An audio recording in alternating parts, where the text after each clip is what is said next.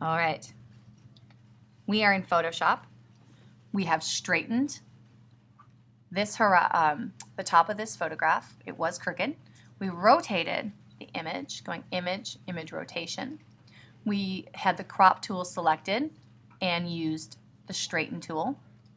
We have copied the background layer, made a black and white adjustment layer using the adjustment panels, and a blank layer for retouching.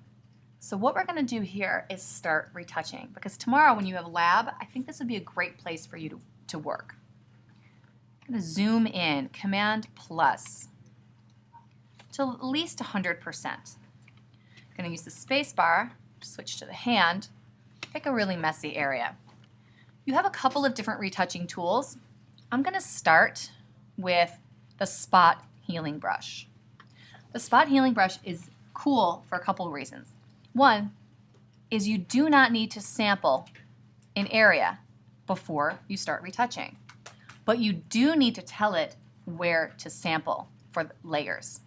So if you go up to the option bar, you'll see Content Aware, Sample All Layers.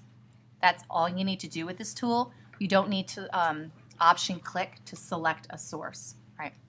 So with this selected, and this is where people get stuck, right here, Sample All Layers, make sure you are on the correct retouching layer. And you just start.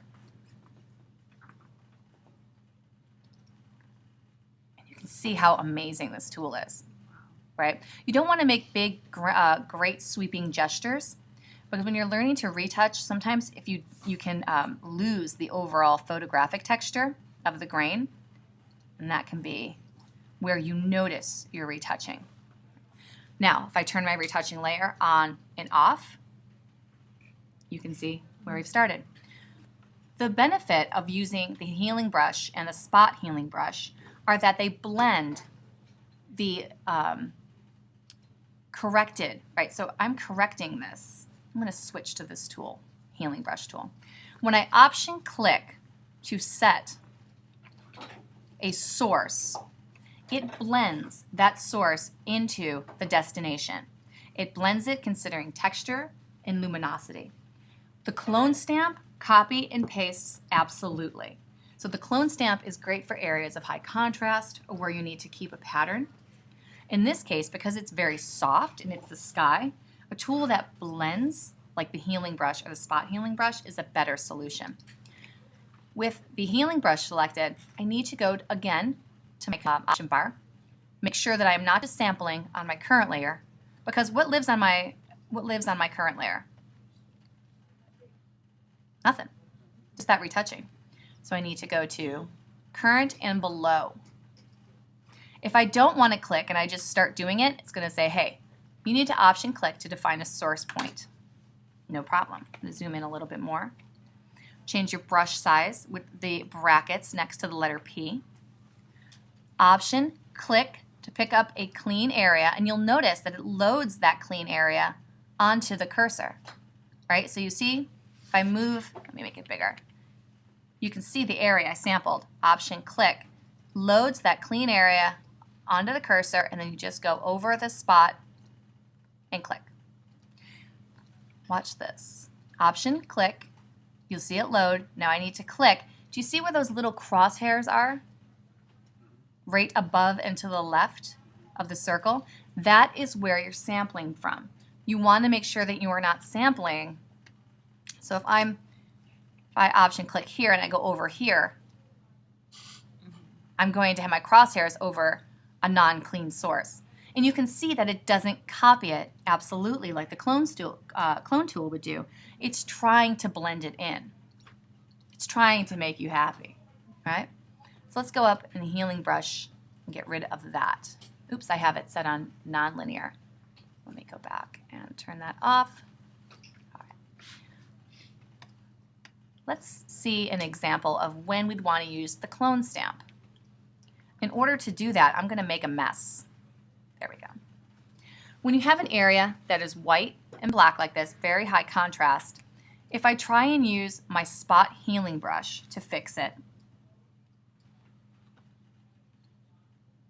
it's going to get mushy because it's blending. It's saying, oh, okay, I'm trying to blend this white, this black, and these luminosity values together, but that's not what you want for a border. This is when you need to go to the next tool underneath the clone stamp. Again, in the option bar, current and below.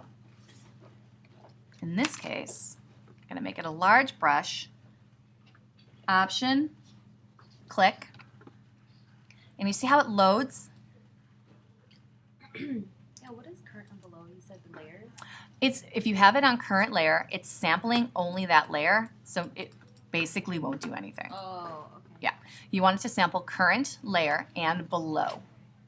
So where it's getting all of its information is from the below.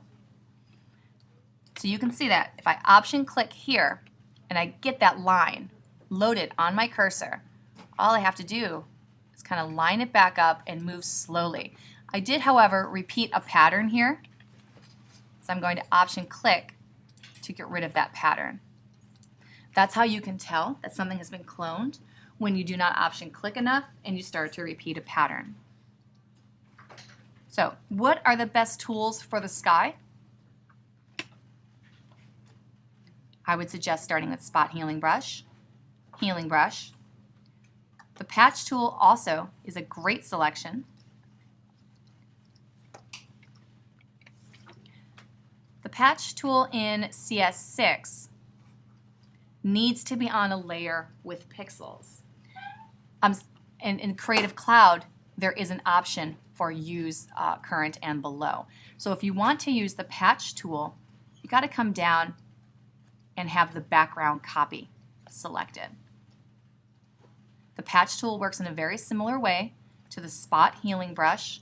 You make a selection with the mark that you want to get rid of and drag it to a clean area, and it will blend in the source and the destination.